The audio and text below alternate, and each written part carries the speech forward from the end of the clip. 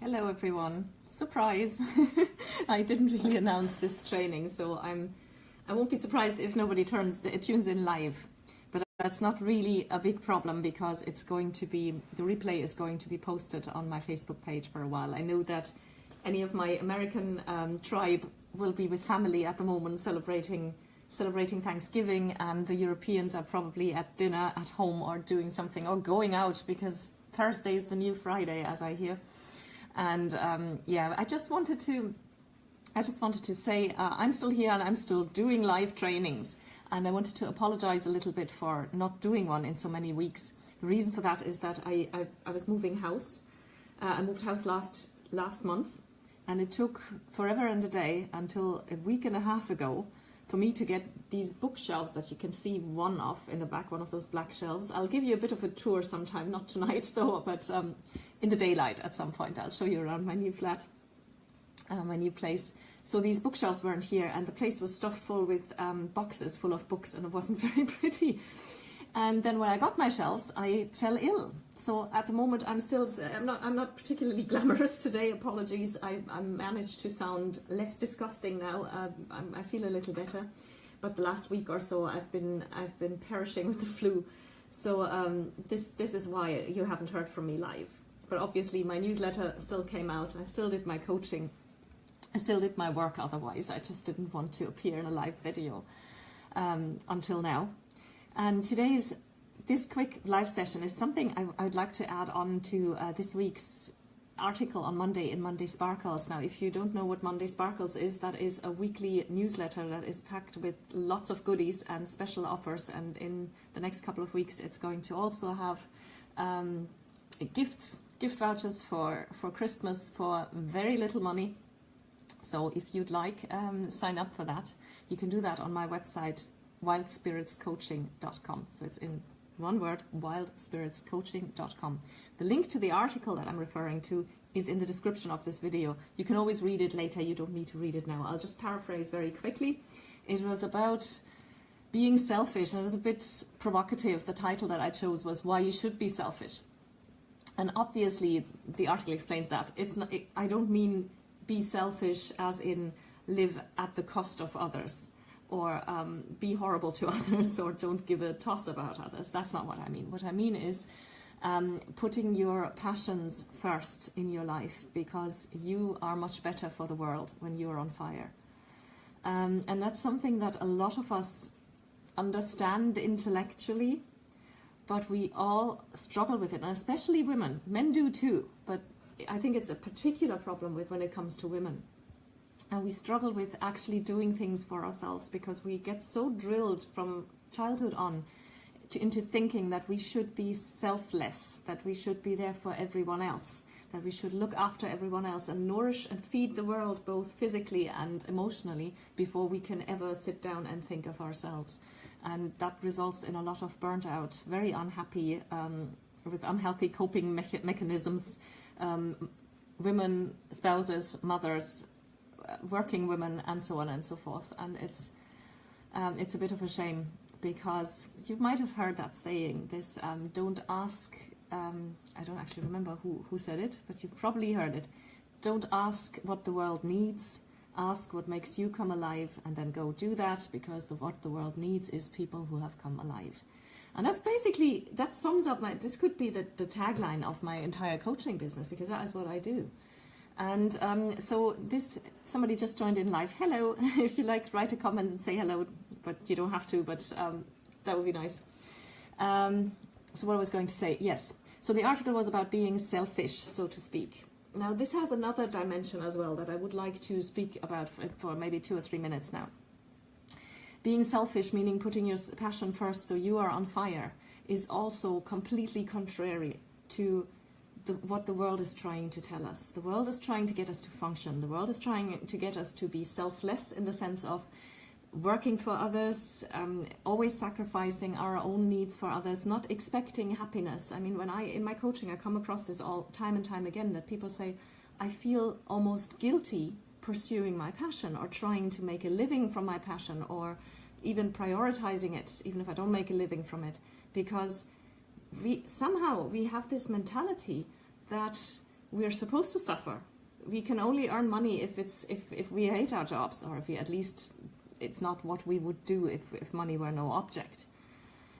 We have this idea that it's not proper work if it's what we love to do most, and all of this feeds into this functioning in our society, this making money and spending money and consuming. And that's why I thought about this today, because obviously in America it's Thanksgiving and tomorrow is the so-called Black Friday, which is probably the most consumerist day of the year. So all of this distracts us from ourselves, from being quote unquote selfish. I say quote unquote because it's selfish in a good way, as in looking after your own needs and becoming a beacon for everybody else, because you're so on fire that you're actually good for your family and your friends and everybody around you, because you spread that fire and you spread that light and that warmth and that warm glow. Now, if you're always running after the next bargain and after the next consumer thing that you can buy, that's not a passion. That is not. It distracts you from what you were put on this planet to do, which is being joyful, radiating love, spreading joy and love to others. So in this sense, being selfish is great too. And I'll leave you with an image from Stephen Covey. He made this amazing distinction that you might have heard me mention before, between the circle of influence and the circle of interest. Now, your circle of interest is anything literally that might interest you. Politics, celebrities, news. You could summarize it as other people's business. And we're all interested in that to some extent. Otherwise, we would just be hermits in our little box. So it's not a bad thing in itself. The problem is that a lot of people are very much focused on that. Now, people with very good hearts are focused on that. We get really anxious when we think about the state of the world and the environment, and we feel so helpless because the circle of interest is characterized by us not having a lot of control over it, or no control. We have some control, like politics, we can always vote. But the day-to-day politics business can sometimes feel very frustrating because we don't have any direct influence on it. Now, the circle of influence is, as the name suggests, everything that is in your direct control. So that is yourself, your own life, your health, what you do, what you work, how you feel, how you treat the people around you, your passions, everything that you do. That is your circle of influence. And psychologists have found out that people who spend the majority of their focus in their circle of interest, so they read the news, they are addicted to celebrity gossip, to politics, to whatever, that these people tend to be very frustrated and have a feeling of helplessness and sometimes hopelessness.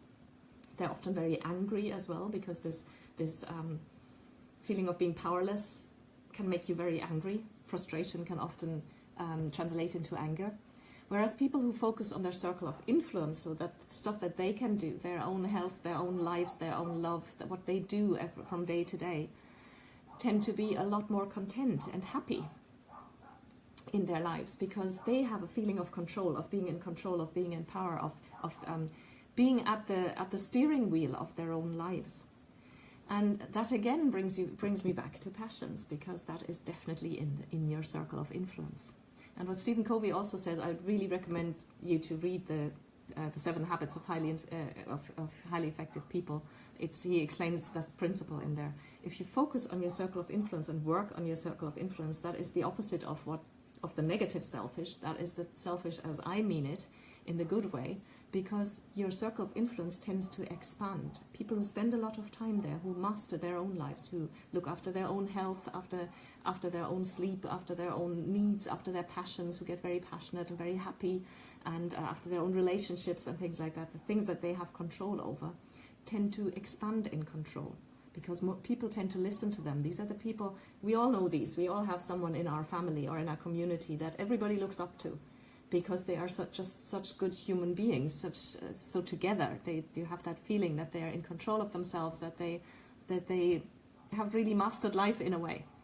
And these people are admired. They're often leaders in the community. In work environments, they often get promoted, and that kind of thing. So your influence, your circle of influence, actually expands the more time and focus you spend on it. So this is just my thought for today.